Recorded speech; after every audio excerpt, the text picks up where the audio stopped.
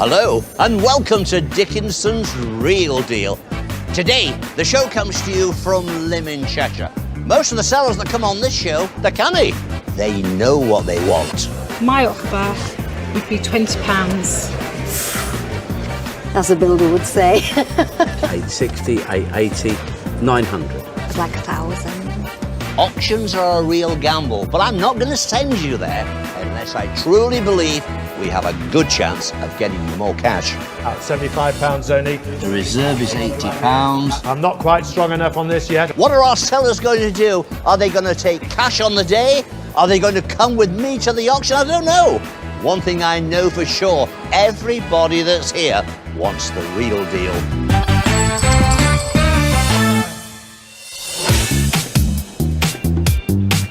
We're up and running in the den, and what better way to start the show than with Richard's Antique Silver. It's time for afternoon tea. Brought in 2 silver sugar bowls, and I'm looking for about £400. Well, we've got 2 lovely pieces of English silver. He's got an audience with David Halfpenny. And I really, really want to buy them.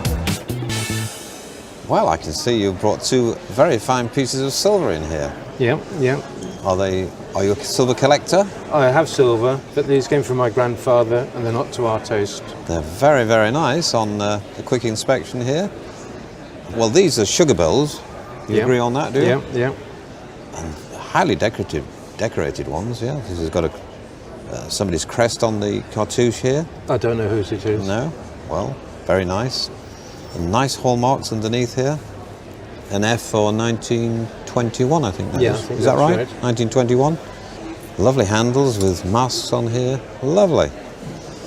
Of course, this has been a sugar basin from a set, or a 3-piece set. We didn't have the rest. 4-piece set could be, and gilded inside so the sugar doesn't stain the silver, isn't it? Yeah.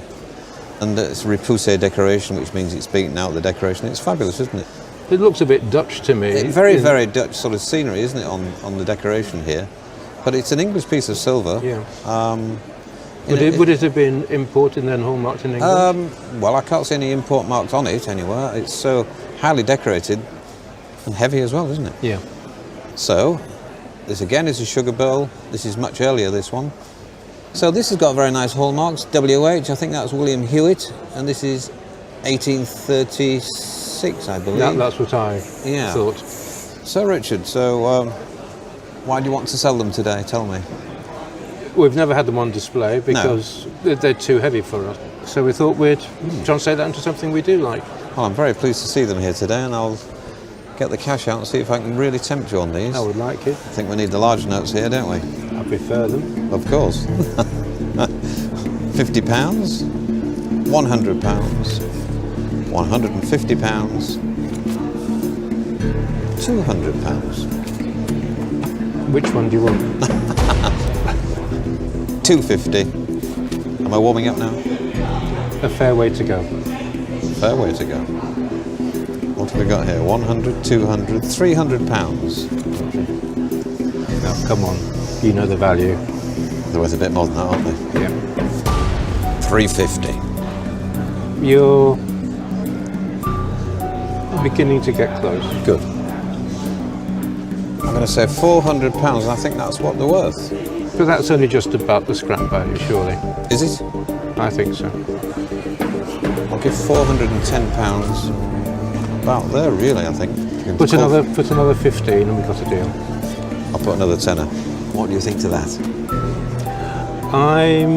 Well, just before you say anything, Richard, let me try and give you some helpful information. At the moment, there's £420 on the table. Within the estimations I've been given by the specialist and the auctioneer, that is a healthy bid. I would be afraid to push you towards the auction because you need to get £500, take away 75 quid to come back to this. So you'd need to get £550 in the sale room. Is it possible? Maybe. Because of the decoration, that's your call. But in my opinion, based on the spot value of the metal today, that is a good offer. Good on you, Dandy Dave. Well, Richard, I think I've made you a good fair offer there for these 2 sugar pots. I must admit, with the difference I have to get at auction, I think he'd be struggling, so that's a deal. Good. And I hope you do well with them. I'm very pleased to buy them, Richard. I think they're two lovely items. Thank you very much for bringing them along today. Thank you. They were super quality, both of them. Good stock, and I'm sure there'll be a buyer. You paid over the odds. Let's hope you make a shiny profit, David. We get a lot of medals on Real Deal, but Sandra's sporting ones are a bit different. Well, I've brought in these medals that were my uncle's, and I'm hoping Alison will give me £100 for a holiday in Spain next year. On your marks, get set, go! So it looks to me that you might have had some very successful sportsmen in your family, would I be right? Yes, my uncle. Your uncle? Well, tell me all about your uncle. Well, he was in the Royal Navy, and he was quite an athlete. Royal Navy, wonderful. And are they all for running, or are there... He was a sprinter. Was he? Yes. And that was his main thing. I think that noticed was his one's main thing, yeah. a relay or something. Yeah. Did he survive the war? Yes, he did, yeah. And did he continue with his sporting activities? No. He went on to be a locksmith. Lived in the country and used to work on the locks by the canal. That sounds like heaven, doesn't it? What a great job. Yeah, he did, yeah. And who mounted these? Well, it was his daughter, my cousin. Sadly, she's died now, so I'm the last of the family, if you like. So he was a lock keeper. Yes. And you've become a caretaker. Yes. These were given out a lot, not just in the army, not just in the navy or the air force. All the boys' football clubs and all the clubs, the scouts used to give these silver medals as a reward. They're lovely to have as part of your family history. Commercially, they don't really have a great value. Sometimes people use them as fobs for watches. So you'd have your pocket watch, your watch chain, then on the other end you'd have a fob such as this.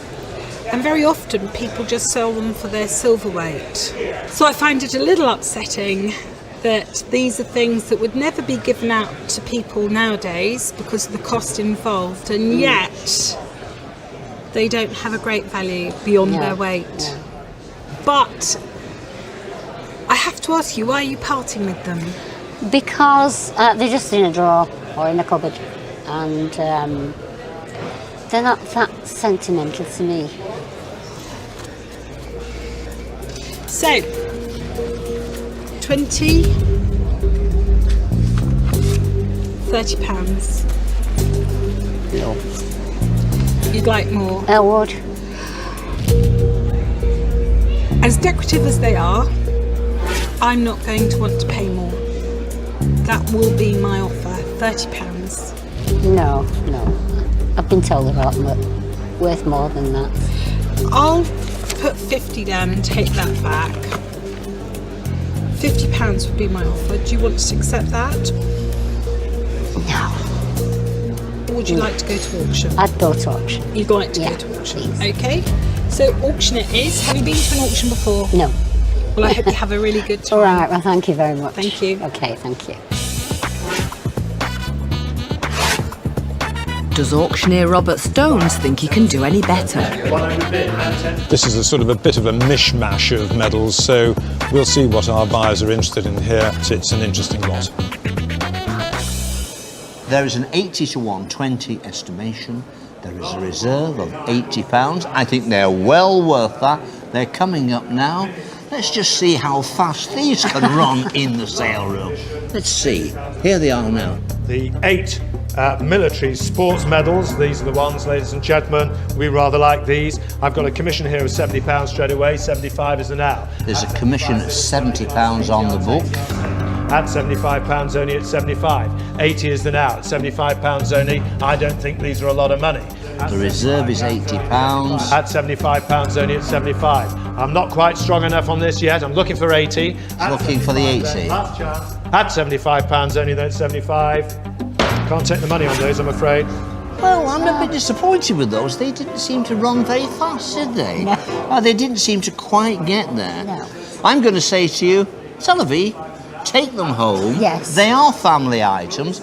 Keep them for a while more. If you're still in the mind to sell them, you can always bring them out on another occasion. But on the day, the real deal went to Alison Chapman. She offered £50. We didn't think it was enough. But as far as the auctioneer is concerned, they didn't make the £80 reserve, so that, at 50 Alison, was the real deal. You fell at the last hurdle, Sandra, but we're sure you'll get to sunny Spain. Coming up, the Duke goes overboard. I think we can go down a bit deeper. And we meet a special little girl. It's suggested that Lewis Carroll wrote Alice in Wonderland, or got the inspiration for Alice in Wonderland, from the firs opposite my mother's house. But will Alice be going home with the Mad Hatter? Welcome back to Dickinson's Real Deal.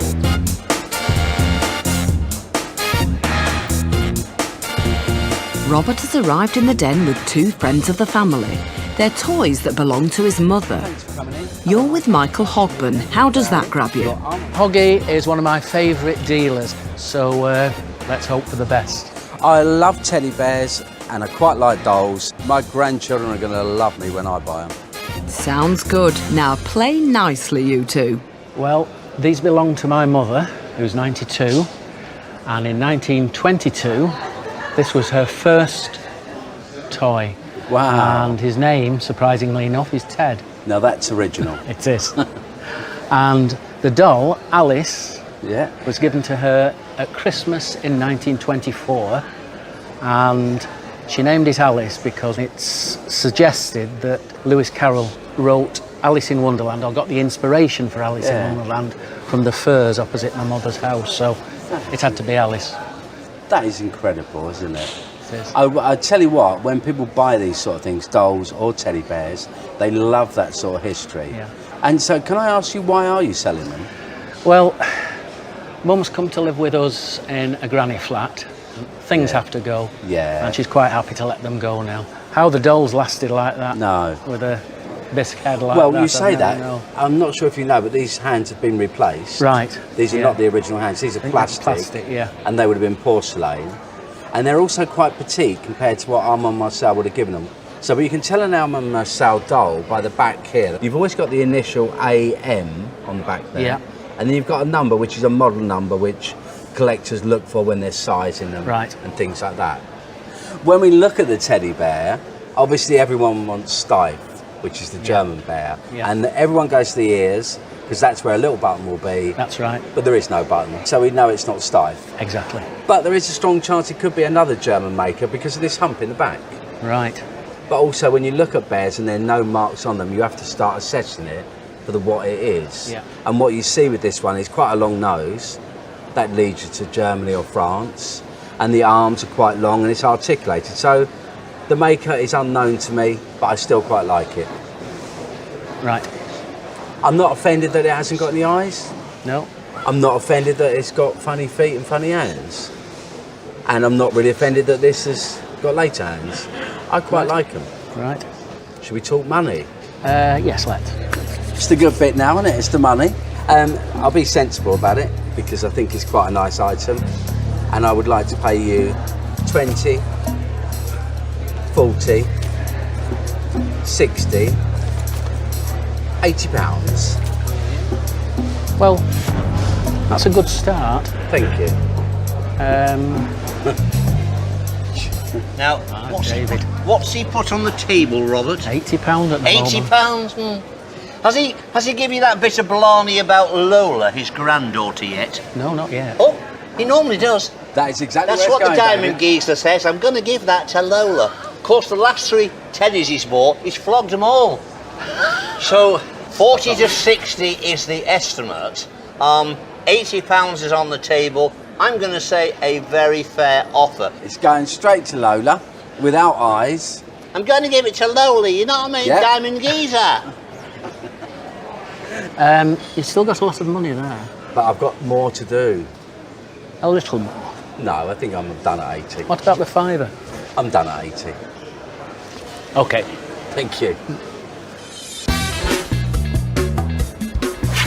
Well, Hoggy's a very fair man, and I'm so pleased that at least the bear will be going to someone who will really cherish it. I had a fantastic deal with the teddy bear and the doll, because what I'll get for the doll means I'll get a free teddy bear. How cool is that? Always knew you were a cool cat, Hoggy. Our next item is something that will sink or swim. Here's John to explain more. I brought along a diver's knife. I probably want about 150, 180, possibly 200. John? Corrie Jeffrey has some reservations. I've got a knife on the table, and that is quite a scary proposition for me, but let's have a look at it. Let's see who's got the edge in this deal. Can you tell me a bit about it? Yes, it was given to my mother by a diver that used to work on the Manchester Chip Canal, repairing the lock gates. And was it made for him? No, it's a Seba Gorman diver's knife, and it's specifically for saltwater diving. Okay, let's have a look at it. So I'm going to very, very gently pull it out. And yes, you're right, there it is. S-I-E-B-E, Seba, Gorman and Company. Yes. And this is a steel blade. No, stainless steel. Stainless steel blade with an ebony handle. And it's terribly heavy. Yes, it has to be heavy to keep it down on the diver's suit. So this is a specially made scabbard Yes, for it. brass, spring-loaded, to make sure the knife doesn't fall out. Yeah. And it's also got a drain hole at the bottom for letting water out. What sort of date do you think it is? I think it's pre-1950s. Second World War, I would Yes. think, yes. In and around the period of the Second World War. Very interesting thing. So you brought it because you want to sell it. Yes. Any idea what you want to do with the money? Yes, it's all going in the fund for our holiday to Egypt. Egypt. Lovely. Right, well, I don't think I'm going to give you enough to pay for a whole holiday. Don't look so disappointed. Might be a good way to go. So I'm kind of thinking on my feet, but let's put some money down and see how you feel. Good idea. Got 20, 40, 60. Oh, it's a very firm 80. 100 on the table. No, I won't take it. 120. We're a long way off. Am I a long way? Yeah. 140.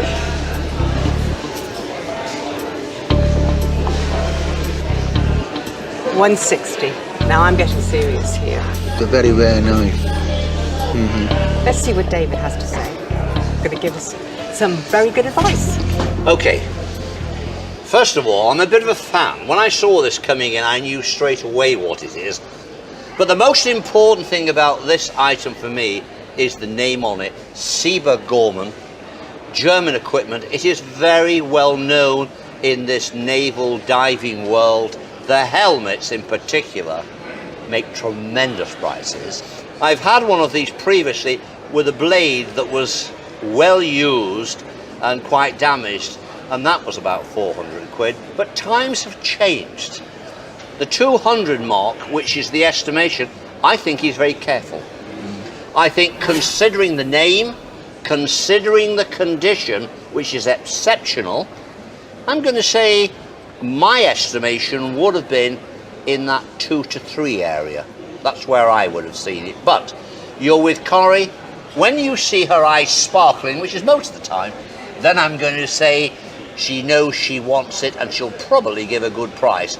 Be fair with her, but I think it's worth a little bit more money. It's in lovely condition, so I'm going to put a bit more. But remember, I've got to sell it. Yeah. So you've got 160, there's 180. No, I think it's worth a little bit more. I'm going to put 10 down. You've got 190 on the table. That's 220 odds at auction. We've got somebody come to help you. 190 on the table. I think we can go down a bit deeper, and I think it's worth a little bit more money than that. I'd like to see just a bit over 200 quid. Yeah, I think so as well. I haven't a hope against the two of you, have I? Not really, no. That's 210. 210. I think another tenner would get it. I'll be 220 on the table. Right, 220 on the table. Do we have a deal? I think so. We have a deal. Yes. Thank you, John. That knife was really interesting. I'm glad I bought it, but I think I paid enough money. We've heard that before, but what does John think? I think I've got a very good deal, and I think Corrie's going to do very well out of it too. We wouldn't be at all surprised. Still to come. Hey up, Chuck, we're off to Weatherfield. Now let's see who we've got. We've got Julie Goodyear, Bet Lynch, the barmaid with the wonderful earrings. We send Corrie to Corrie after the break. Welcome back to Dickinson's Real Deal from Live in Cheshire. Liz is up next with some pendants. She's sitting down for a chat with David Halkney. They've got quality, so I'm sure there'll be a little bit of profit in them. Profit? You've not even bought them yet. I would like about 180. That's a lot of cash. What's your plan? Just flutter my eyelashes and hope for the best. You might need more than that with Dandy Dave.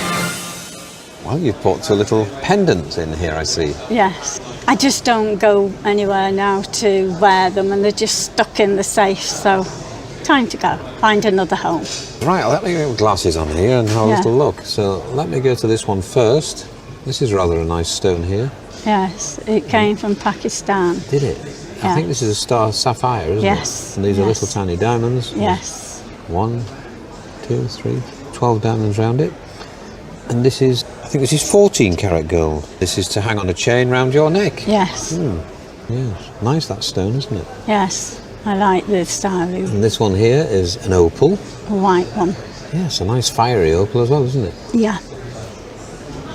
And this is 18 karat gold. Yes, I like opals. Whether you either like them or you find them unlucky. Yes, a lot of people say that. How old do you think that one is? I've had that one about 5 years, and that's the young chappie made it. Oh, say, yeah, handmade, yeah. Probably about 72, 73, somewhere around about that time. Well, I'm going to get some money out. As I say, I wish they would have been a bit older than that, really. Yes. So I'll get the cash out here, and I'm going to say, would you like £50 for the 2? And you're going to say, no, I wouldn't, David. I am going to say no. Well, I'll say £100 the 2. It's looking better. It's warming up. Yes, it's warming up, yes. Looking better, but not quite yet. Not quite there? No. Okay. No. 150 for the 2. Nearly. It's looking much better. I was going to say about that spot they're worth, really. For me to sell them and get a bit of profit. Even so, they're still quite nice. I'm not going to say they're not quite nice. 160. Well, if that was maybe a 20 instead of a 10. I don't really fancy them any more than 160, I'll be honest with you. We'll split the difference then, another 5. Really? Yeah, really. How about that? I'll just see if I've got a fiver in here. I'm not going to lose them for a 5 at least. Oh, you're a hard girl. Yes. I've got a fiver here. Oh, good. So have we had a deal at 160? Yes, we have. Are you happy? Yes. Shake hands. Thank you. Thank you, Liz. A bit less than you wanted, Liz. If you've gone to auction, by the time you take the things out, you'd probably come with less. Have you got a customer for these, David? Not particularly a buy in mind, but there's nice quality, and anything of quality speaks for itself. If the names Bet Lynch and Mavis Wilson mean anything to you, then our next item will be right up your street. Hi, Emma. Over to Emma and her dad Andrew. We've bought a 21st anniversary Coronation Street party invite. And we'll be looking for around £30 to £100 for it. Interesting invitation. Not too sure about the value, but because I'm called Corrie, I have to try and buy it. Corrie for Corrie. Which one of you is the Coronation Street fan? My mum. So she's collected all these signatures, Yeah. but she hasn't come herself. No. Well, it's funny because my name is Corrie, and the number of people that ask me, am I called Corrie after Coronation Street? And I have to go, no, I was here first. But do you know what Coronation Street was originally called? No. Florizel Street. Is that right? Yes. It was originally going to be broadcast as Florizel Street, and that would have been a lovely name. Florizel, I think it's lovely, but no, it's Coronation Street. So this was the 21st anniversary party. Yes. This is a invitation to an exclusive party just for the cast and the crew of Coronation Street at the time. Marie Catterall, who was responsible for this and who worked at the studios, knew my wife as a young girl. She knew she was a big fan of the show at the time, so she collected the signatures on the invite. Do we know how old Coronation Street is now? It will be 53 years. Yeah. Yeah. So this is actually 32 years old. Yes, that's right. So it is quite an age. Yes, I think it's quite rare. Yeah. So let's look. We've got Coronation Street here, and this is the map. We've got Mike Baldwin's factory, and this is Weatherfield itself, the area of Weatherfield. And down the side here, we've got signatures. And let's see who we've got. We've got Julie Goodyear. She played Bette Lynch, the barmaid with the wonderful earrings. And I recognise this one down here. Johnny Briggs. Who played Mike Baldwin. Yep. So these were all collected at the 21st party. And with it, you've got an autograph book. It was completed at the same time. We've got Ken Barlow, William Roach. Yeah. I think we have Deirdre Barlow in there somewhere. Right, I'm not particularly interested in Coronation Street myself, to be honest. But it is the sort of thing that has huge interest locally. So I'm going to put some money on the table. And if you're not happy, you're welcome to go to auction. And I will not be upset. It's not personal. Okay. So don't worry about hurting my feelings. Okay. So I'm going to put 20. Yeah, I think it's worth more than that, isn't it? I'm going to put 25. No. And I'm going to put 30 on the table. It is quite a rare piece with it being an exclusive party. I can see that. I don't think I've got the customers who recognise the fact that this was signed at a special party. So I'm going to stick with the 30. It would be my advice in this area to go to auction. Okay. You're welcome to take the offer. Okay, we'll take it. Are you sure? No, I think. Are you I'll happy? take it. We have a deal, Emma. Thank you Thank so you. much for bringing it in. Andrew, thank you. Yes, I think it was a fair deal. It was never going to be a lot of money. Do you think Mum will be pleased? Yeah. Coming up, some gold makes Hoggy extra cheeky. Were you drunk? Must have been. It all went pear-shaped when you got to 40. But will it still be all smiles at the end of the deal?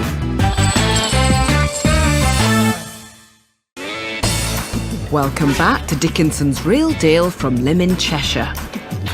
Behind the scenes, we have a team of experts. They check and inspect every single item before it's placed in front of our dealers. And it's their independent valuation that you see coming up on your screen. Over on Alison Chapman's table, Jean has some ivory carvings and she's keen to move them on. I'd really like to sell these figures to Alison and probably get about £50 for them. Sounds reasonable. What do you think, Alison?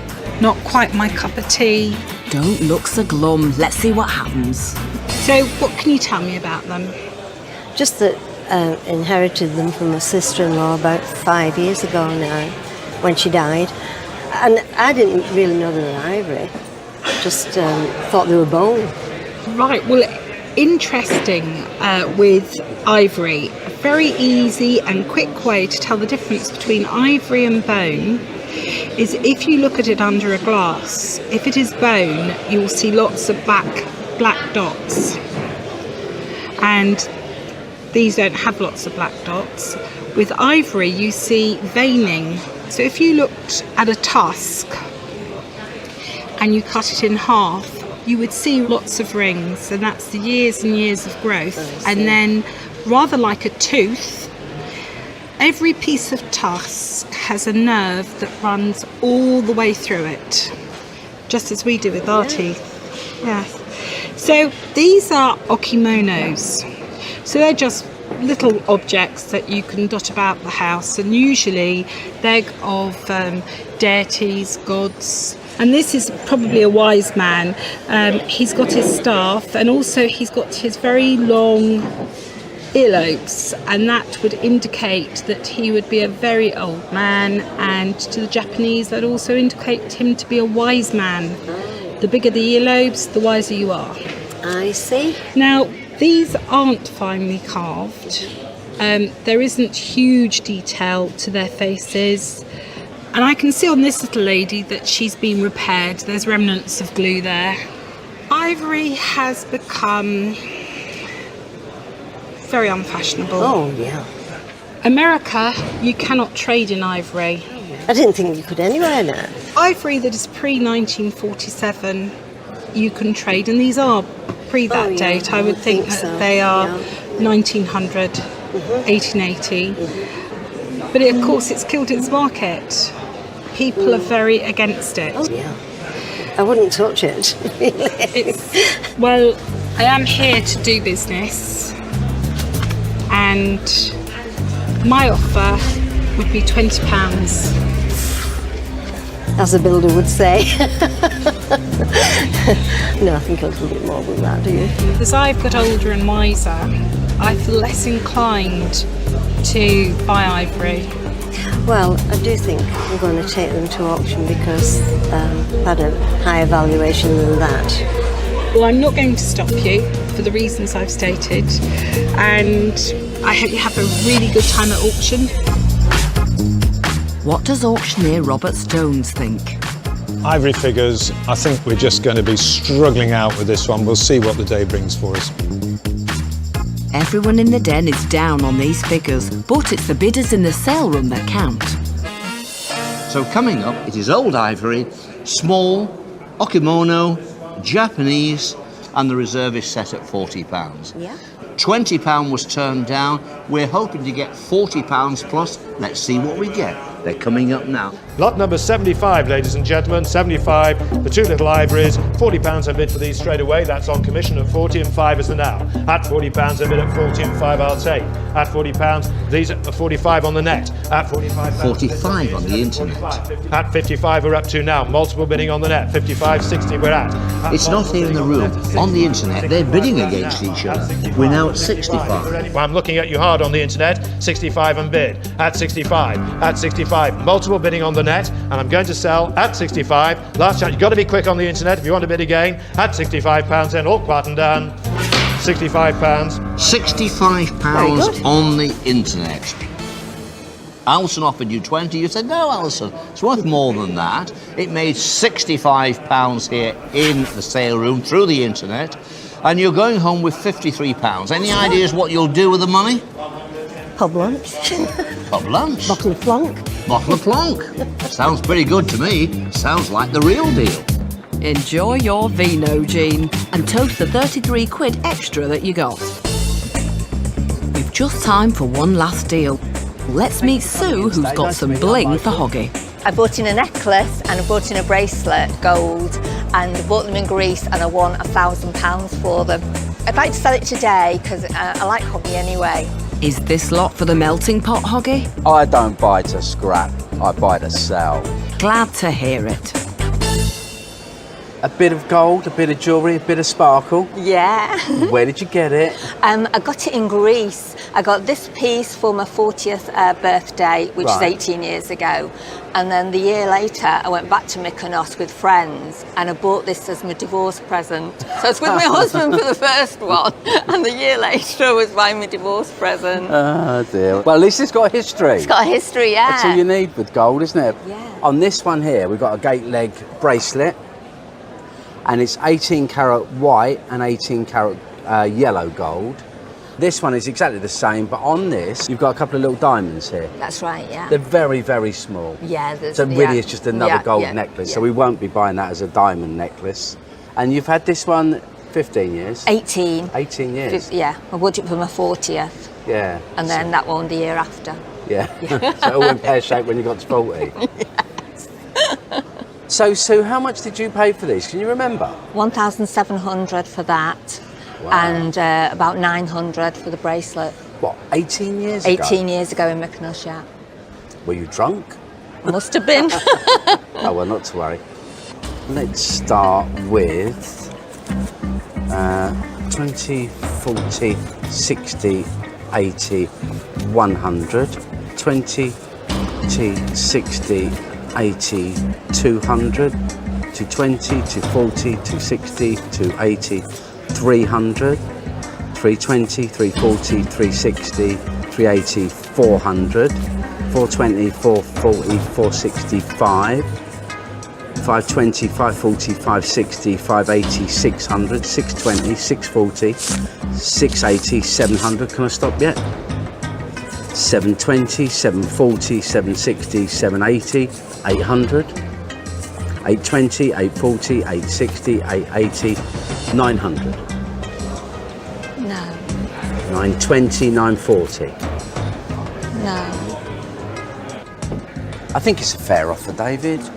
Well, first of all, let me talk about your story. I love the story. And well, of course, there's certain sadness to it, but it's a great story. It's fabulous. The estimation from the independent values on the auction is between £1,000 and £1,200. The scrap value, dare we use those words, is £1,075.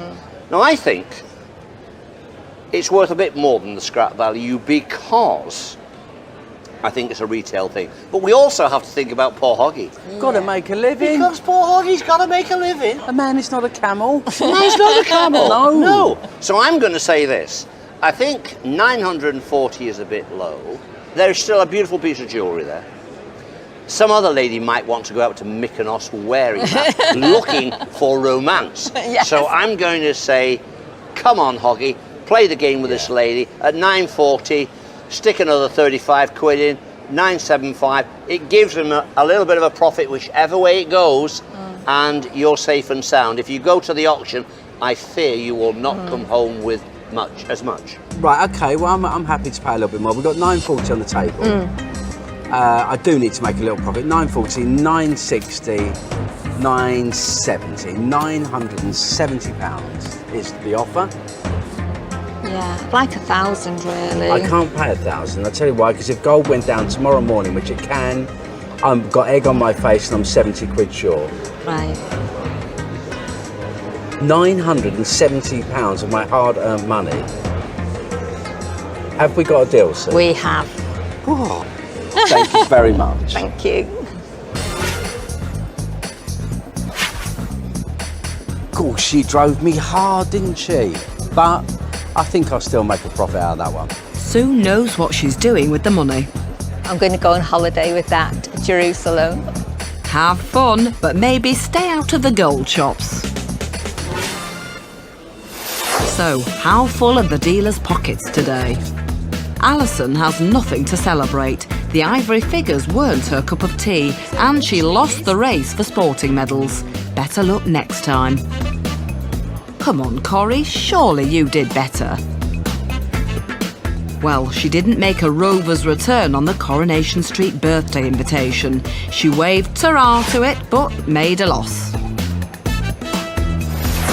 She splashed out on John's diver's knife. So we have a deal, and I'm glad I bought it, but I think I paid enough money.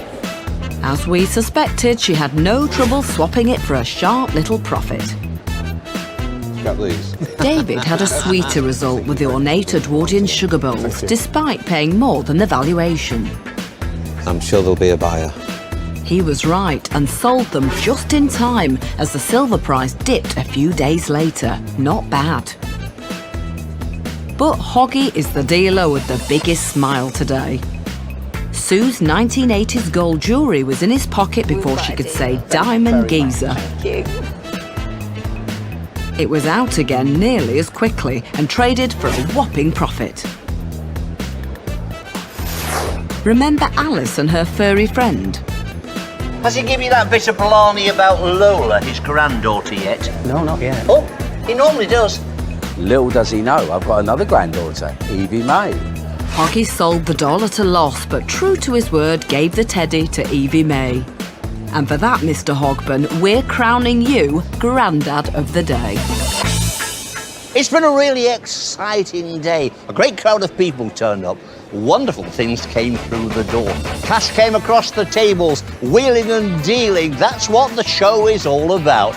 Don't forget to join me, David Dickinson, next time for Dickinson's Real Deal. See you.